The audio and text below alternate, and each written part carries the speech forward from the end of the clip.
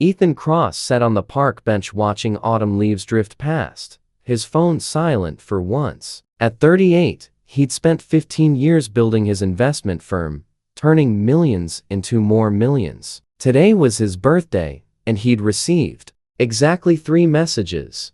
One from his assistant, one from his accountant, and one automated greeting from his bank. The golden afternoon light filtered through the trees as families played around him. Children's laughter echoed across the grass, a sound that felt foreign to his world of boardrooms and business deals. He was about to leave when he noticed her, a little girl, maybe 5 years old, with wild blonde curls catching the sunlight like a halo. She wore a simple pink dress and clutched a worn teddy bear under one arm. In her other hand, she held a single yellow flower, a dandelion she must have picked from the grass. She was staring directly at him.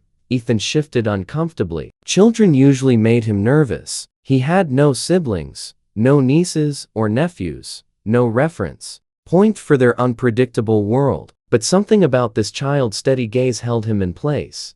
Then she walked toward him, her small feet shuffling through the fallen leaves. "Hello," she said, her voice soft but clear. "You look sad." Ethan blinked. "I'm not sad. I'm just thinking. My mommy thinks a lot too. She gets sad eyes like yours." The girl held out the dandelion. "This is for you. Flowers make people happy." Ethan looked at the simple weed, its bright yellow petals already starting to wilt. When was the last time anyone had given him a gift that wasn't strategically chosen by an assistant? He took it carefully. "Thank you. That's very kind.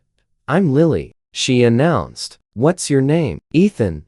"That's a nice name." She climbed onto the bench beside him, her teddy bear settling between them. "This is Mr. Bear. He's shy." Ethan found himself smiling. "Hello, Mr. Bear." They sat in companionable silence for a moment. Then Lily spoke again, her small voice carrying unexpected weight. "Mommy says giving makes you richer than getting. Do you think that's true?" The question hit Ethan harder than any boardroom challenge. He'd spent his entire adult life accumulating, building, getting. What had he ever truly given? "I think your mommy might be right," he said quietly. "She's very smart. She teaches at the school, but she also cleans offices at night so we can stay in our apartment. She gets really tired."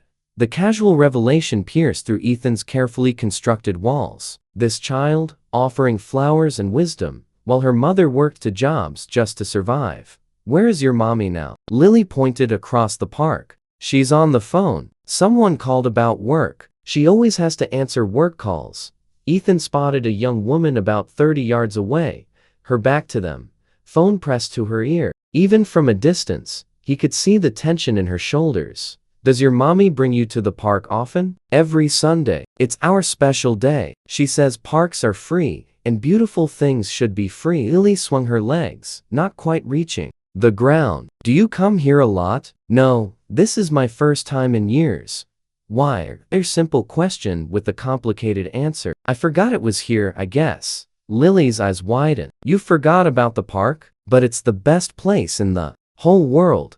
From the mouth of a child who probably had very little, the park was the best place in the world. Ethan felt ashamed of his sprawling but empty penthouse, his luxury car he barely drove, his closet full of suits he wore to impress people he didn't even like. "You're right," he said. "I should come here more often." Lily smiled, then suddenly jumped down from the bench. "I have to go. Mommy's waving." "Bye, Ethan. I hope the flower makes you happy." She skipped away, teddy bear bouncing against her side. Ethan watched her run to her mother, who swept her up despite looking exhausted. The woman's face transformed when she held her daughter, fatigue replaced by pure love.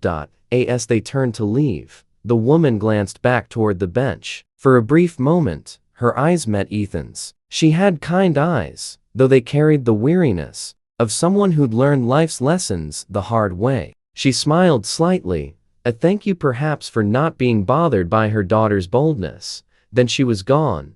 Ethan sat holding the dandelion as the park began to empty with the fading light. Something had shifted inside him. This child had seen his loneliness with a clarity that terrified and moved him. The next Sunday, he came back. He told himself it was just for fresh air, but he knew better. He wanted to see if they'd return. They did. Lily spotted him immediately and ran over, delighted. "You came back. Did the flower work?" "It did. It made me think about a lot of things." Lily's mother approached more cautiously, her daughter's hand in hers. Up close, Ethan could see she was younger than he'd thought, with Lily's same blonde curls pulled back in a practical ponytail.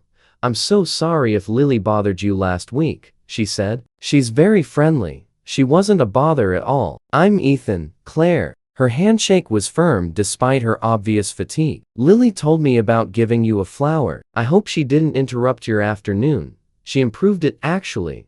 They talked while Lily played nearby, always within her mother's watchful sight. Claire taught 3rd grade and cleaned office buildings for nights a week. Lily's father had left before she was born. They were managing, barely, but managing. Ethan found himself returning every Sunday. He'd bring coffee for Claire, juice boxes for Lily. They'd talk while Lily played, and slowly, Ethan learned what it meant to care about people beyond business transactions. One Sunday, Claire mentioned her car had broken down. She couldn't afford repairs and was taking 3 buses to get to her night job. Ethan arranged for it to be fixed, anonymously, through a mutual friend. When Claire discovered what he'd done, she cried, "Why would you do this? You barely know us." "Because a little girl once taught me that giving makes you richer than getting. I'm just trying to learn the lesson."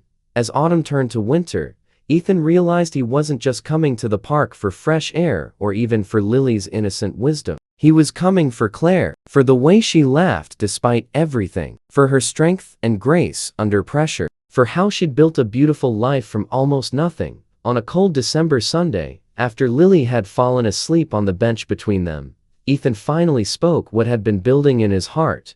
"Claire, I know this is unexpected, but these Sundays have become the most important part of my week. You and Lily have shown me what really matters. I'd like to be part of your lives, if you'll let me." Claire looked at him with those kind, tired eyes. "Ethan, you have everything. We have nothing. Why would you want this?" "Because you have everything that matters. Love, purpose, joy in simple things. I have money, that's all. And I've learned, money without meaning is just numbers on a screen." Claire was quiet for a long moment. "Lily's already attached to you. If this doesn't work out, it would break her heart.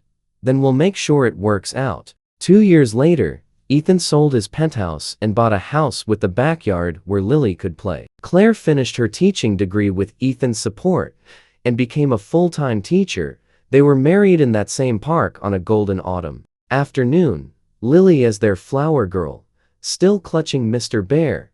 The little girl who'd seen a lonely man on a bench had given him more than a flower. She'd given him a family, a purpose, a reason to build something that mattered. And every year on his birthday, Lily would pick him a dandelion, and Ethan would treasure it like the priceless gift it truly was. If this story warmed your heart, please like, share, and subscribe for more tales of unexpected love. Comment below about how a small act of kindness changed your life.